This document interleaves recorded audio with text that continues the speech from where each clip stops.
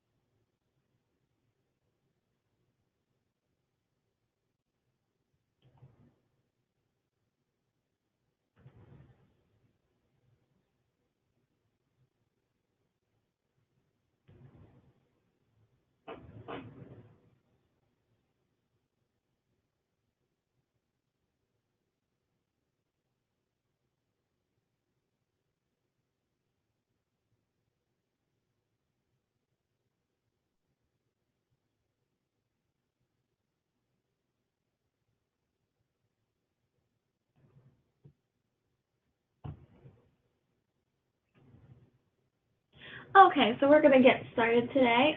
If you could just write in the chat and say if you can hear me, that way I know that everyone can hear me and that I can get started, that would be great. If you need help, you can also just write in the chat there and I can help you out to try to figure out if it's not working.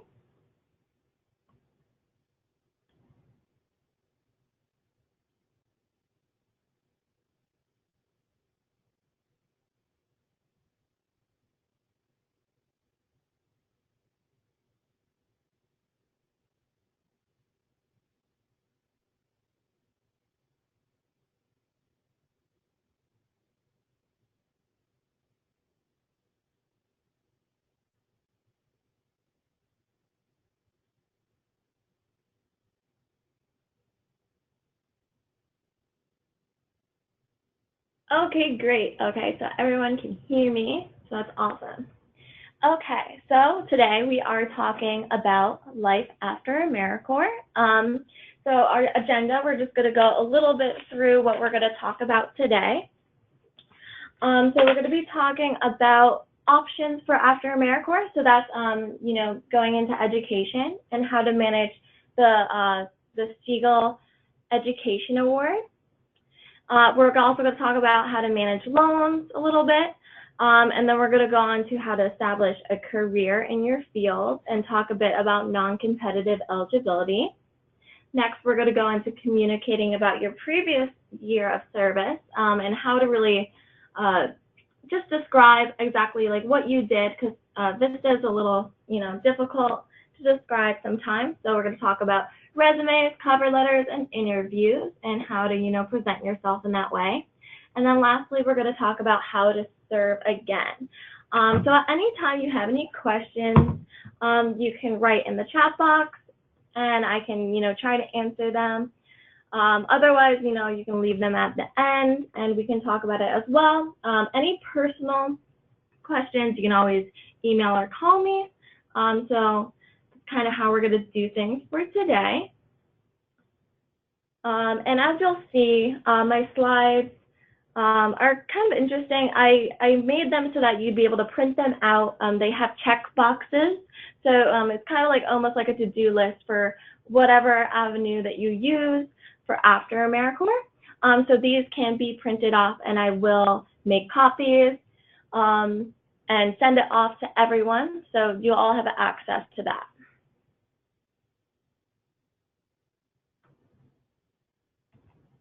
Okay, so what am I going to do after AmeriCorps? So the big question that everybody thinks about, and because we are in year positions, it's always on an AmeriCorps member's mind.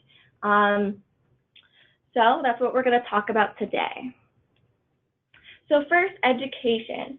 So a big route that people take is going to college or university. So as you can see here are the check boxes. So it's good, like when I give you guys the slides, if you want to print these out. So first thing, if you're thinking about pursuing education after AmeriCorps, so start by doing your research. So you want to look online and see your options of what you would like to do. So I mean that could really be anything. You could look for cost. How much do you want to pay for when it comes to education? Do you want to go to like a huge university or college? Do you want to take classes online? There's a lot of different avenues that you can take when pursuing education. And then, so I have some few resources on here. So there's a lot of different things that you can look into when looking for education in AmeriCorps. So there's Ed Award matching schools. So these are schools that will match your Ed Award if you did choose that option for AmeriCorps. A lot of schools will match these awards. So the Siegel Award is around like $500 right now, $5,000 right now. And some schools will completely match it and give you that extra educational award, which is really great. So on these slides, I have all resources for you guys to be able to access this. And then other schools will provide scholarships to AmeriCorps alums. So, you definitely want to check on the website to see if they have any scholarships available for AmeriCorps alumni. Next is some schools will actually pay for your application fee. So you always want to ask because sometimes it won't be broadcasted on their website, but they will do that for you sometimes. So it's always good to shoot an email or call and ask because a lot of times that would be nice to have to skip that application fee. And then some schools will provide credit hours for AmeriCorps service. So they'll actually give you credits toward the service that you're doing right now, which is very nice because then you save time when completing your education.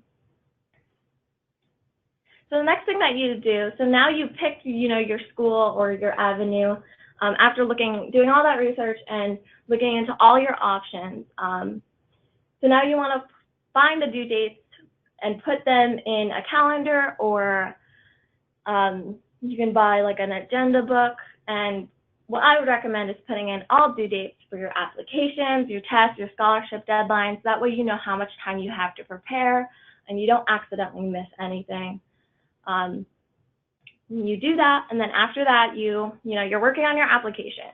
So it's important to think of how you want to present VISTA and really show that experience well. So you always want to represent your VISTA service as AmeriCorps VISTA. And we'll go later into specifics for resume and cover letter writing, but always, call it AmeriCorps VISTA. And then you want to use your badge to illustrate the task that you completed and use data numbers. So, when working on your application, you want to be able to show what you did through your year of service, and your badge is a great way to do that.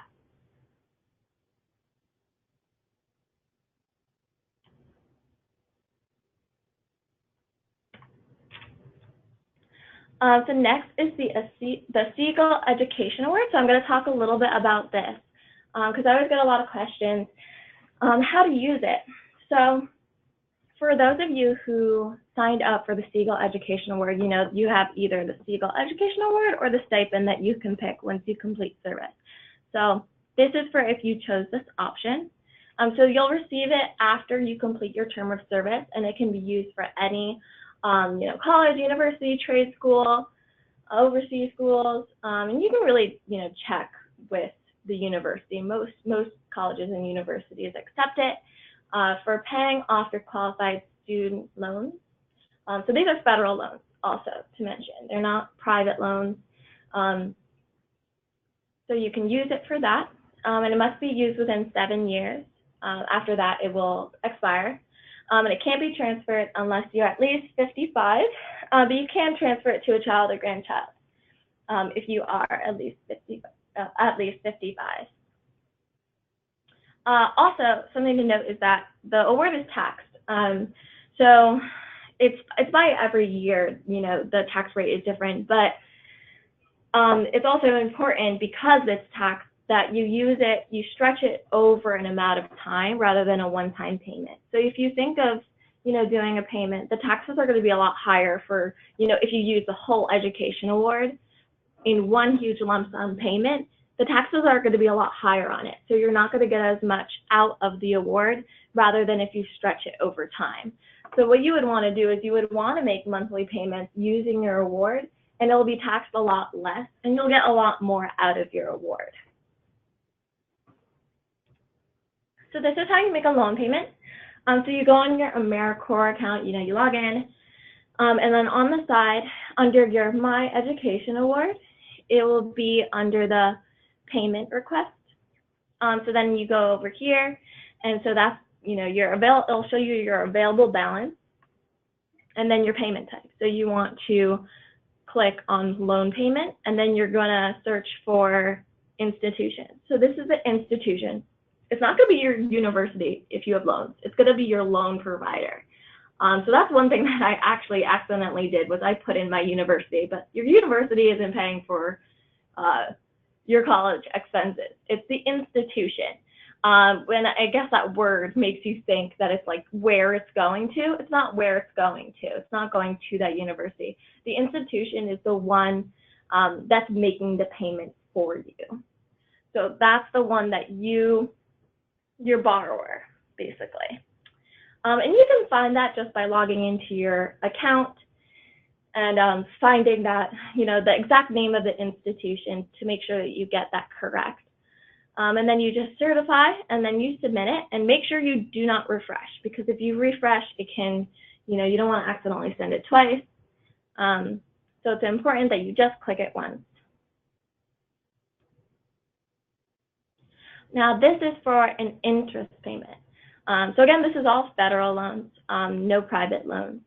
So in order to do an interest payment, it's the other one right here, the create interest payment request. And they'll actually pay your interest for your term in AmeriCorps. So of course, if your loans are in forbearance right now, they're accumulating interest. So for federal loans, AmeriCorps, will help provide that interest payment for you. And it could be a huge amount too, so I definitely recommend doing it. And this you would do after your term of service, of course. So you search for your institution again, and then you can put in, comments or anything else that you would like to say, and then you authorize the release, and then that's it, and then you just hit it once. And then you can check later to see how much of that, how much interest actually accumulated and how much got paid off. So it's really nice to see kind of how your loans work in general.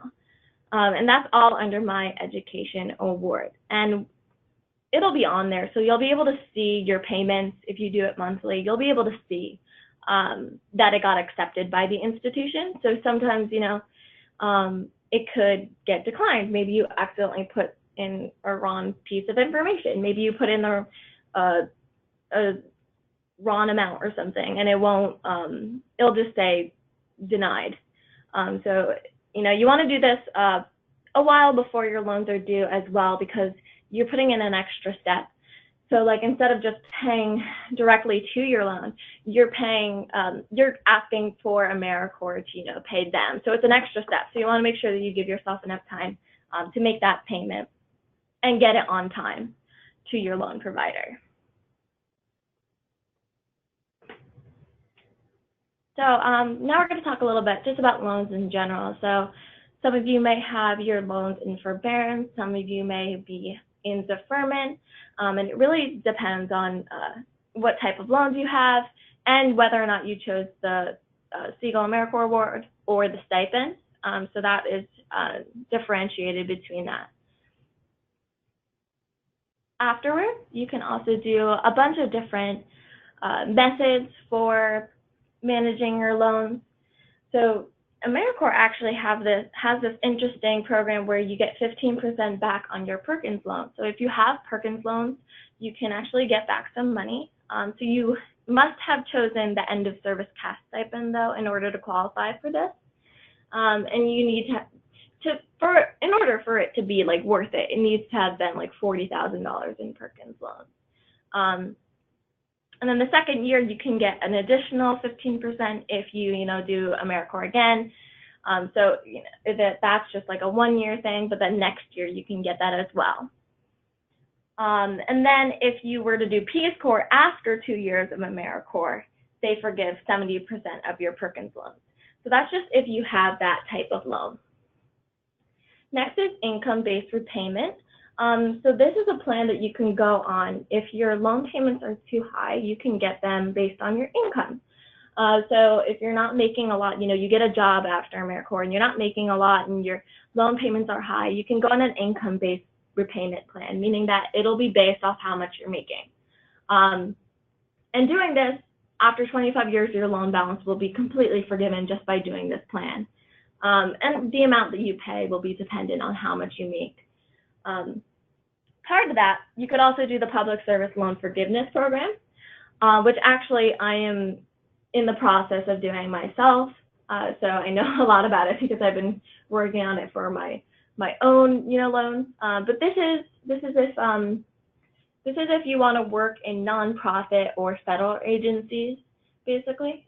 So you make 10 years of payments working full-time at a nonprofit or government agency. And then your loans are forgiven after those 10 years. And again, it's like an income-based plan. So your payments could be as low as $0, or it could be $50. It's usually around that amount. It's not too high, which is nice. So you make 10 years of those payments, which is a great way of managing your, if you have a lot of federal loans, it's a great way to manage your loans if you're going to stay in the nonprofit or federal agency atmosphere. But the catch is, of course, you're making payments every month, but they're very low. So like your interest is probably going to accumulate. So really, if you do this program, you need to commit to the 10 years. Because let's just say you worked in nonprofit for 5 years and then you decide to get out. Most likely, the payments that you've been making are, a lot smaller than the amount that you could be paying. And so actually, if you were to stop after like 5 years, most likely your interest was so high that you're actually more in debt. So you want to make sure that you can, do the 10 years. So it's kind of a big commitment, but for those in the nonprofit field, it really is a good way to manage your loans. But if you do stop, then you basically have to start like all over again. If your interest did accumulate to have like a certain amount over the amount that you would be paying. And then this next box is crunch the numbers. So you see how much that you might save or might not save if you were on an income-based repayment plan. So if you don't have a lot of loans, sometimes you're not, you won't be saving much. If you have a high income, you might not be saving much. But this is a good resource to see if it would be worth it for you to do an income-based repayment plan. So next we're going to talk about establishing a career. So again, my check boxes, do your research. So if you don't know what career you want to go into, you always just start with research to see what you're interested in. And it's important to use your VISTA alumni status to your advantage. So here's some resources for if you're looking for a job. You can look at the employers of national service. So these are employers that love to hire AmeriCorps alum.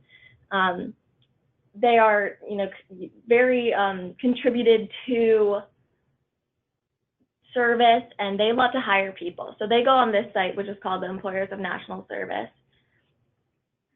So always great to apply to jobs like that. Next is like network with other AmeriCorps members across the United States.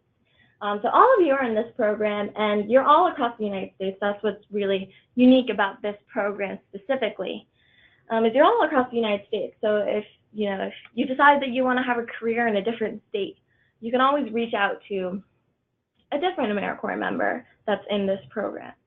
Also, we're all, a lot of us are just establishing our careers after AmeriCorps, and you don't know where people are going to be 10 years down the road, So it's always nice to continue to keep up with people who are a part of this program, because a lot of people have a warm heart for AmeriCorps. So if you apply for a position where they did AmeriCorps themselves, the chances are higher that you would get that position, just because they know. They're like, oh yeah, back when I did AmeriCorps, and it's very respectful and nice to hear that people did a year of service. So definitely keep up with people, find people on LinkedIn. That's just an easy way to find people, I guess, is through LinkedIn. Next, you can look at the Vista Campus job board. So it's on that Vista Campus website, and they have a job board there where people post listings. So of course, this is geared to Vistas. So a lot of employers will post there. Next is the Eli Siegel Fellowship, which I know a little bit about it. I don't know too much about it, but this is a fellowship that is in DC. It's in the CEO's office of CNCS. So that is, you do a fellowship at that office, which is amazing experience. And I think they pick 2 people every year to do this, which is just amazing experience and getting to know, if you want to be in the AmeriCorps world for a good amount. This is an amazing opportunity. Even if you, don't want to stay in that field, it's really nice to just see kind of how CNCS works as a whole. And then also look into non-competitive eligibility, which we're going to talk about next. So NCE is for applying for federal jobs, and it's valid for 1 year after completion of service.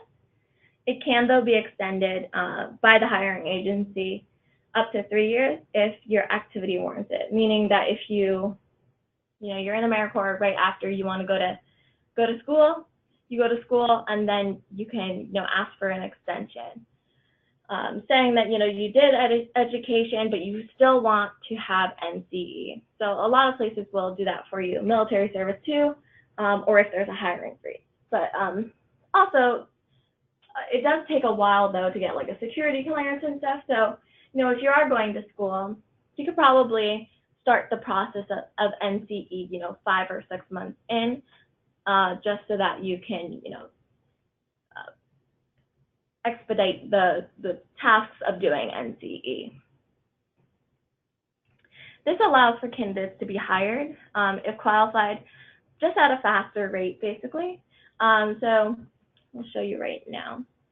This is how you apply to NCE. You go to USA Jobs, where the majority of federal jobs are, and you'll see that it's kind of competitive. But that's why you have NCE, because it helps. It expedites it and makes it a lot faster for you to get a position, because there's a lot of applicants that apply to USA Jobs. Yeah, so then you would write in your cover letter that you have NCE through previous service with AmeriCorps, and then you also have to provide proof of NCE. So this is your service letter. So this is what it will look like at Jobs USA. It asks basically who may apply to this position. So you're the person with non-competitive appointment eligibility. And so you just say yes, because you do fall under one of these categories. And then you can hit search jobs. This is how you print your service letter. So this actually can be used for more than just NCE, of course. But so this is for if you want to send it somewhere. So this is under my service letter, and then you put your service term, and then your letter type. Of course, under there is also other letter types too. And then you put the name and the address, and they'll send it for you.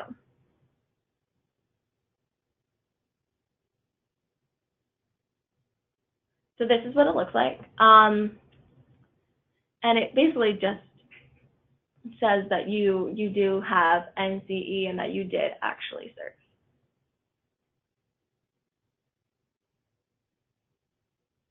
Okay, so we're going to move on to communicating about your previous VISTA service.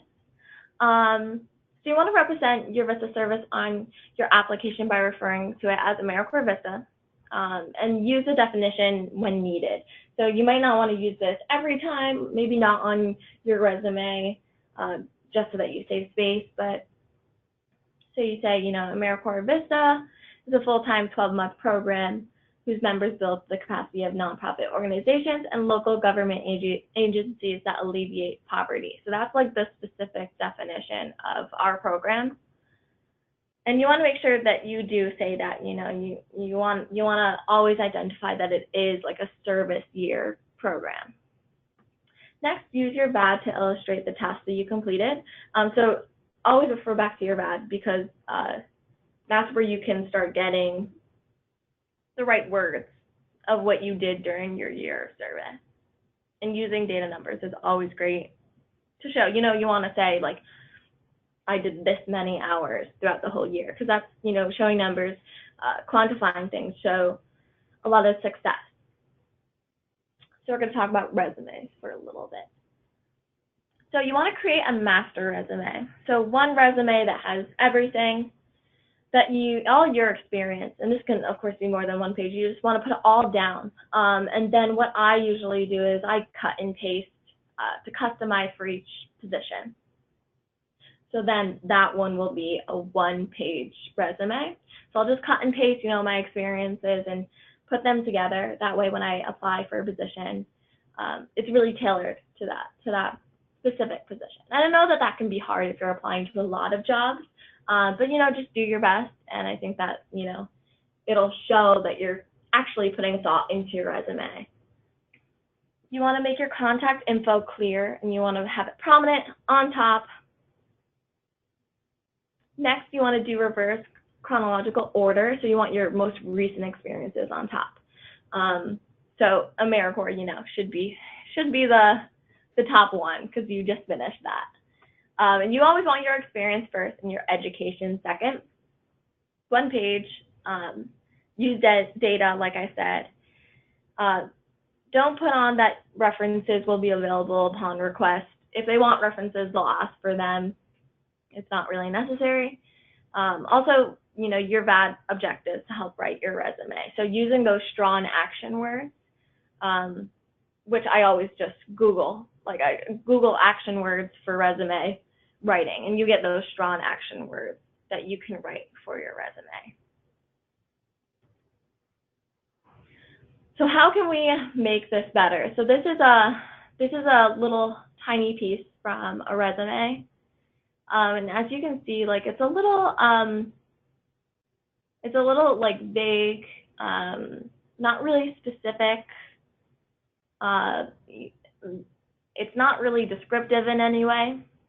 So we want to change this. We want to make it very descriptive and a lot of action words. So this one is redone. And those strong words like committed, contributed, designed, they're all a lot stronger words. And of course, it doesn't need to be like this. Like everyone likes their resume in a different way. But this is a good example of one that would, look more professional. Okay, so cover letters and interviews. So for cover letters, you want to address your hiring manager's name. This is really important, because it shows that you actually took the time to address the right person and be personable. So if you don't know the hiring manager's name, go on their website, search, look, try to find it. And if you can't, then of course it can be a little bit more general. But it's always nice. It's very personal to do that, and shows that you care about the agency. Don't start with your name either. Don't write like, "Hi, my name is Carly Condra." You don't want to start it that way. And you want to do your research too. So do your research on the agency. You'll see that a lot. A lot of the best ways to do a lot of these job things is to do your research, because the more you know, the more power you have, I think. So do your research on the organization so that you know what they do, what their mission is, and you don't want to regurgitate it back, but you do want to know, like what their goals are and see if they align with yours. So you want to like focus on your relevant skills and strengths and link them to experiences. So think of the skills and strengths that would be important for an employer. And then you want to link that to your own experiences. So you don't want to just say like, yeah, I'm organized and driven, and you want to back it up. So you want to make a claim, and then you want to say, yeah, like I'm extremely organized. When I'm at my desk, my desk is always clean, and I write things down on lists. Like you want to give specific examples and show them to your experiences. That way your claims, are valid, and that you're putting thought into what you're saying as well. And you want to show how you fit in the organization, how you're a good fit for them. For interviews, so you want to practice storytelling. So this is like, I guess like an interesting thing, but I guess you want to practice like, you want to like have things prepared a little bit. You want to be authentic as possible, but you also want to have storytelling down. So your experiences down, and know about your experiences enough to talk about them sufficiently. Again, do your research. It's very important to do your research. Oh, accidentally moved by. Send thank you notes. That's important. So like after your interview, it's always important to send a thank you note or an email. Come up with specific questions about the job or the position. You want to always come with good questions and excitement too, like a lot of excitement for the position. Come with copies of your resume, your cover letter, references. Be like completely prepared with any of that if they do ask, because a lot of times in interviews they will ask you for those right out of the blue. And my motto is that overdressing is always better than underdressing. So it's always better to look more professional than underdressed. Okay, so serving again. So of course, there's always the option of serving again after your year of service. So you could do another year of VISTA at your site. So like re-enrolling at your site is always an option if you enjoy it, and if your supervisor would love to have you again, that's always an option. You can also extend your service too, or you could become a VISTA leader.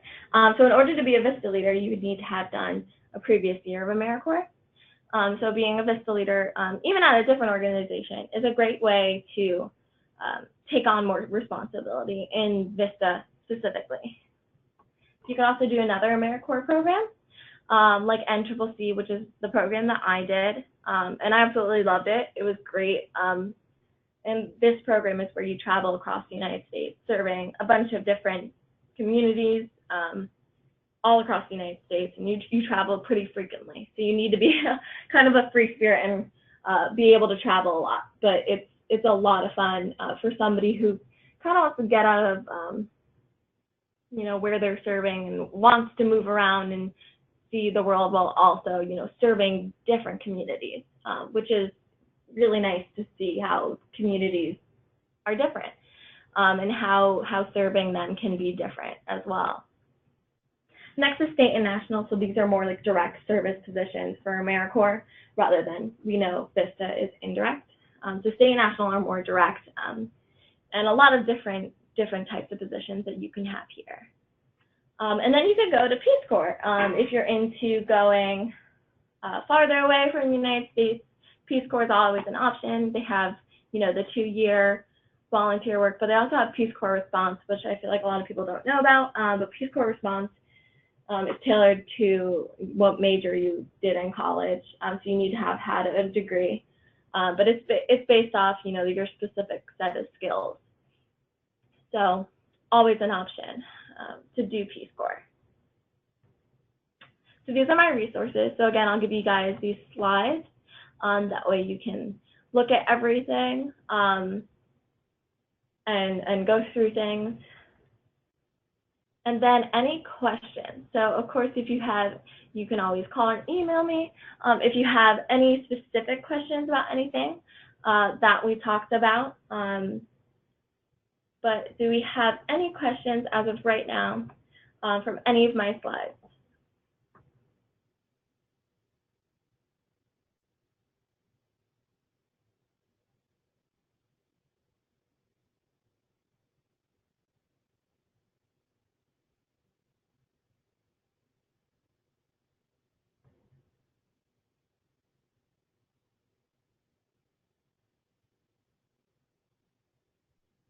I'm going to wait a little to see if anybody has a question.